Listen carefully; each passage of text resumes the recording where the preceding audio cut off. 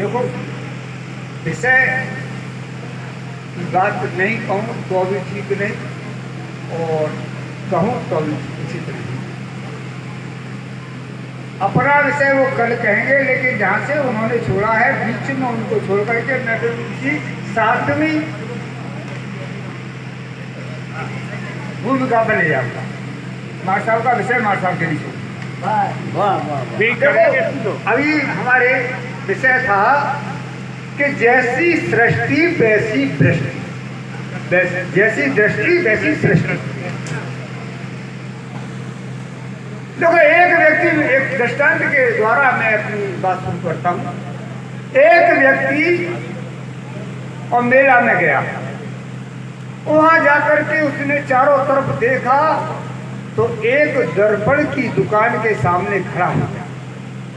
उसने जीवन में कभी दर्पण नहीं देखा, तो अपना प्रतिबिंब उसे दिखाई देने लगा। बड़े बड़े दर्पण रखे थे वहां पर, जैसा इशारा करता वैसे ही दर्पणों में इशारा होता। दुकानदार ने मन में सोचा कि ये क्यों खड़ा है भाई, कि मैं ये तेरी दुकान में जो नौकर है, जैसा मैं इशारे करता हूँ मेरे इशारों पर काम करता है, इसको लेना चाहता हूँ। कितने रुपए का है ये नौकर तेरा? दुकानदार ने कहा कि इसकी कीमत तो बहुत है, लेकिन तेरे पास कितने रुपए है? कि मेरे पास तो 100 रुपये है, और 20 रुपये का दर्पण और 100 रुपये में अखबार में लपेट करके दुकानदार ने दे दिया, और घर ला करके कमरे में अंदर से कुंडी लगा करके और खोल करके कहने लगा, आज शाम को भैंस की सानी तुझे करनी है, हैंडपंप का पानी तुझे भरना है। धर्मपत्नी सोच रही थी कि ये कमरा में कुंडी लगा करके किससे बातें कर रहा है, डरती थी बेचारी।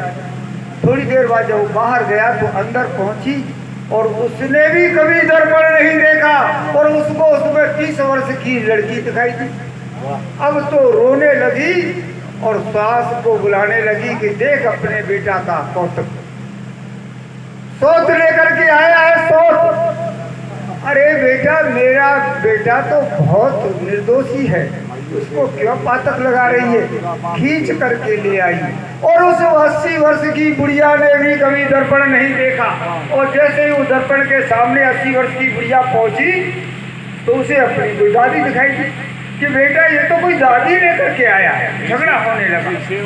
अब तब तक पति देव आगे उसके, तीनों झगड़ने लगे। उधर से संत ऐसे चले आ रहे थे।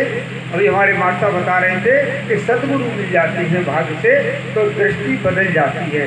और संत ने कहा कि भाई क्यों झगड़ा कर रहे हो? कि महाराज जी बताओ, ये माँ कहती है कि बुढ़िया लाया है और ये मेरी सोच लेकर के आया। अगर तीनों आंखें बंद कर लो, अपनी दृष्टि को बंद कर लो। और तीनों ने दृष्टि बंद की तो संत जी ने उसको उलट दिया, और जब आंख खोली तो दृष्टि बदल गई। तो ये थी तीसरी भूमिका। अब इसके बाद चौथी भूमिका में क्या होता है? चौथी भूमिका में है मैं आत्म साक्षात्कार हो जाता है। आत्म साक्षात्कार किसे कहते हैं? कि मैं कौन हूँ, कहाँ से आया हूँ और क्यों आया हूँ। कमाना, खाना और पाखाने के लिए नहीं आया। मैं कौन हूँ, क्यों आया हूँ और कहाँ से आया हूँ। ऐसा जब आत्म साक्षात्कार हो जाता है तो विवेक उत्पन्न होता है। इसके बाद फिर मैं छोड़ देता हूँ मार साहब के लिए करके विषय के लिए राजनीति भैया की तरह 5वीं 6वीं भूमिका, और अंत में अंतिम भूमिका की तरफ आपको ले जाता हूँ। मार साहब ध्यान चाहूंगा, 7वीं भूमिका, ज्ञान की 7वीं भूमिका, तुर्यातीत कहो या तुर्यगा कहो। अच्छा, अब सुनो, 6 भूमिकाओं का तो वर्णन हो सकता है। महाराज जी बैठे हैं और भी ज्ञानी लोग बैठे हैं। मैं तो खाली अपनी अतुकांत बातें वैसी सुनाता रहता हूँ, मैं कुछ जानता नहीं। तो 6 भूमिकाओं का तो विवेचन कर सकते हैं। 7वीं भूमिका का अगर कोई ज्ञानी यहाँ पर कल विवेचन करके दिखाए तो मैं भी कल अपना काम छोड़ करके आऊँगा। आज भी मैं 13 से आया हूँ। सातवीं भूमिका का विवेचन नहीं हो सकता। वह जाकर के कि वह मन बुद्धि और वाणी का विषय नहीं है, वहां पर वाणी मौन हो जाती है। गोस्वामी बाबा लिखते हैं कि बिन पग चले सुने बिन काना, और कर विधि कर्म करे विज्ञाना, आनंद रहित सकल रस होगी, और बिन वाणी भक्ता बड़ी होगी। ये सातवीं भूमिका जब होती है ज्ञान की, तो वहां पे वाणी बंद हो जाती है।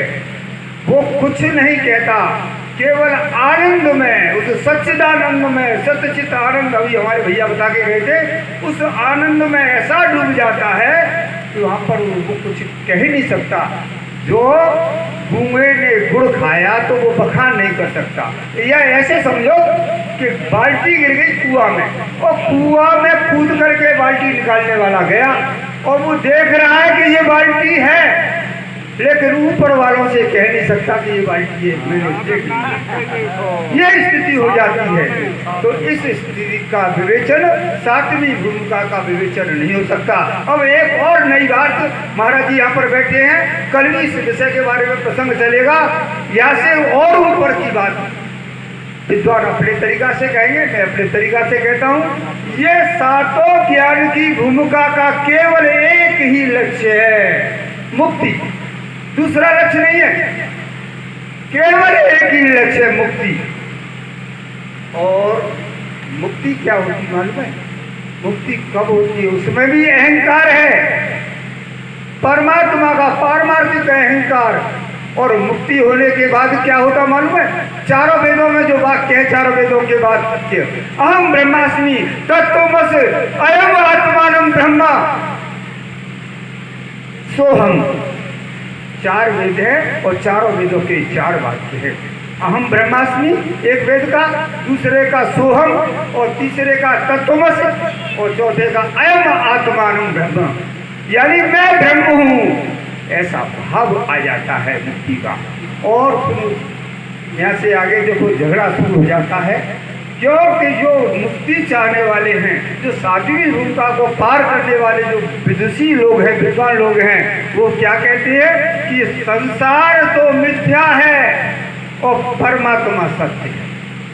ये भाव पैदा हो जाता है। और दूसरी तरफ इससे आगे एक दूसरी भाषा और चलती है, हमारे अभी डॉक्टर साहब बता के गए थे भक्ति की। भक्ति लोग क्या कहते हैं, भक्ति क्या कहती है, और भक्ति और ज्ञान में क्या अंतर है? ज्ञान तो है बंदर का बच्चा, कि जैसे आपने देखा है बंदरिया को, बच्चे को लगा करके पेट से और एक मकान से दूसरे मकान पर छलांग लगाती है, तो बच्चे को पकड़ती नहीं कि तू बच या मर। ये तो है ज्ञान मार्ग। और भक्ति मार्ग क्या है? बिल्ली का बच्चा, बिल्ली अपने छोटे से बच्चों को और मुंह में दबा करके, और बच्चे आंख बंद करके समर्पण कर देते हैं और एक स्थान से दूसरे स्थान पर ले जाते हैं, वो है भक्ति। ज्ञान तो कहता है कि तू उतर के आ जा परमात्मा से, जो तू है सो मैं हूं, सो हम। और भक्त परमात्मा की शरण में जाता है। और दूसरी बात भक्त की ओर विवेचना करना कि ज्ञान बड़ा है या भक्ति बड़ा है, ये मैं यहाँ पर विवेचना कर। और भक्त क्या कहते हैं कि मुक्ति वो नोन सी खारी लागे। जो परम भक्त होता है वो कहता है मुझे तो